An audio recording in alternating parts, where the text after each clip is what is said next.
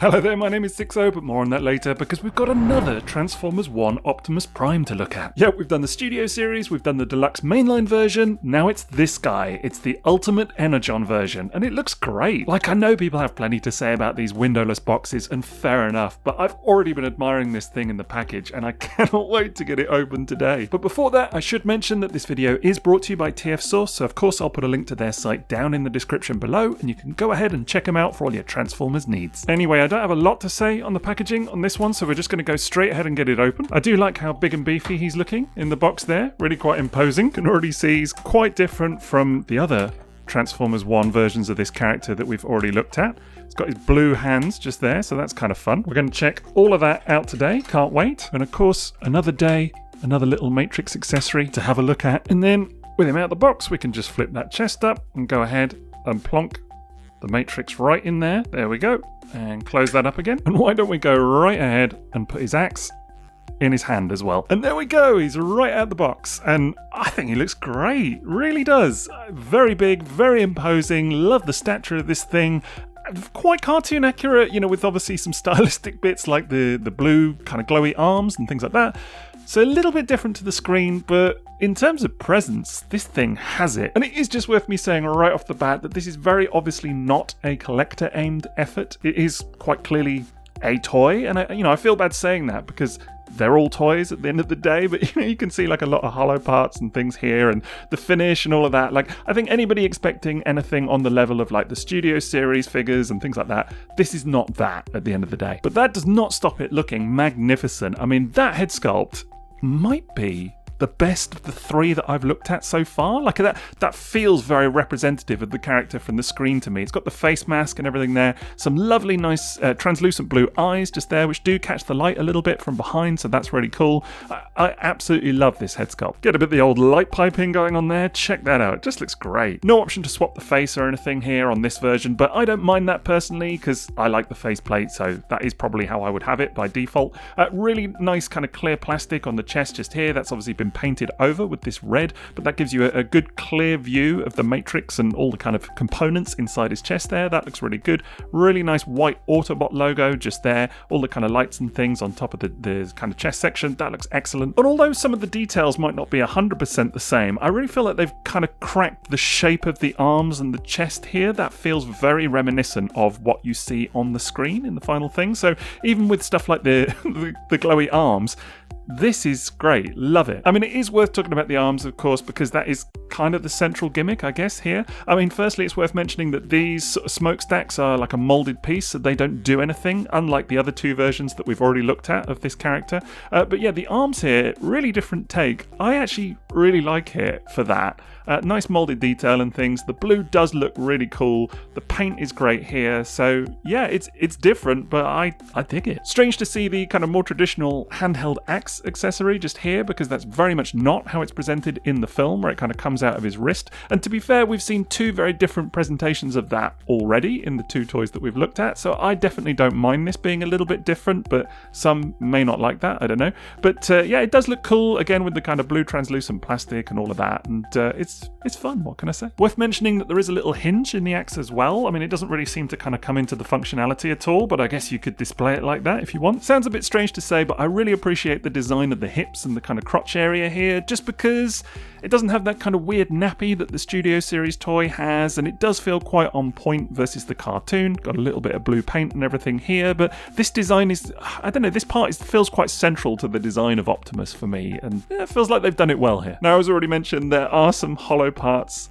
going on here, and you will really see that in the legs first and foremost. I mean, he does feel quite substantial overall, but absolutely people are going to have something to say about that. You know, there's definitely some gaps and things in here. Could be quite good for storage, but it doesn't bother me, but it is something to be aware of. I mean, it's absolutely true from a rear view as well. Huge hole in the back here. Quite plain actually from the back, like not much colour or anything, just the arms and the back of the head, but it is what it is. Besides, the hollowness aside, this guy still has that presence that I'm talking about. It's just, I don't know, the size of it, the chunkiness of it, it looks really good.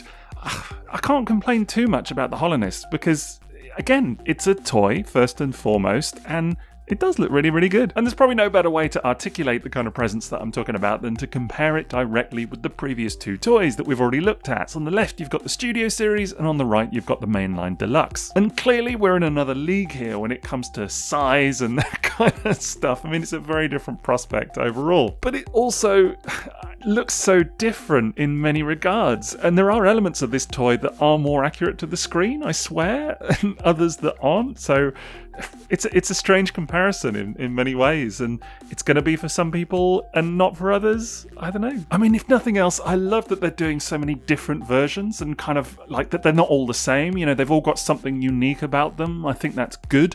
Otherwise, you'd just end up with, well, again, the same toy, just in different scales, I guess. So props to them for trying to keep it unique, and I think this definitely does that. Now, the articulation on this guy is pretty good too. You've got great range of motion at the head. Shoulders are on 2 joints, so they will come all the way up and all the way up and over as well. And there is a bicep rotation, so that's really good. And you get over 90-degree bend at the elbow. Nothing in the hands or wrists though, perhaps understandably, those are statically molded. Likewise, down here, there's no waist swivel, no ab crunch, anything like that. But there is a really decent range of motion at the hips, which will come up to about 90 degrees. I think you can actually get a little bit more if you kind of fold it out to the side, just past that hip section just there, so that's good. Also got a bit of thigh rotation just there, thanks to that mushroom peg. And then the knees will come just slightly past 90 degrees, so again, not bad. And then you've got very decent ankle tilt, so I love that. Which all told makes him quite fun to handle and articulate. I mean, he's definitely not up with like the Studio Series, I don't think, but he can do a really, really good kneel, so dig that. And honestly, I think he looks great as well. Like, I know I keep saying it, but again, it's just got that presence, you know? And besides, it's just fun to handle, really nice and chunky. I'm well into it. Now, in terms of gimmicks, again, we've got that matrix in the chest, which you can just view by flipping it up just there. That's quite nice clicky action. Really dig that. Not a lot to be done with this, though. I mean, it looks pretty. It can come out. He cannot hold it in his hands, so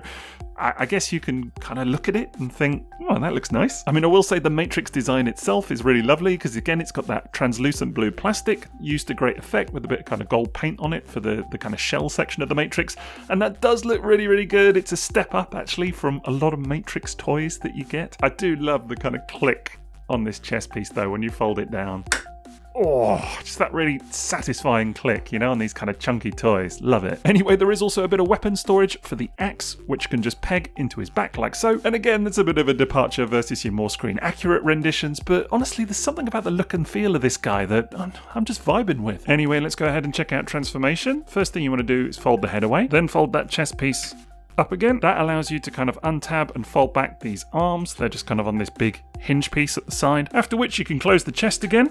Oh. Now we come to the lower half, and you want to unclip and fold back this hip section, and then all of that rotates round. And then you've got these little tabs just here, and that allows you to bring the arms down and just click them into place and fold the shoulder back. Of course, you've got to do the same on the other side, and then these shoulder pieces will actually just peg in like so, and the other one. Then it's time to kind of put all of this back together. So you actually want to fold the hips backwards like so, and then this piece comes back into place now that it's been rotated around, and it will tab in at the sides and kind of click into place.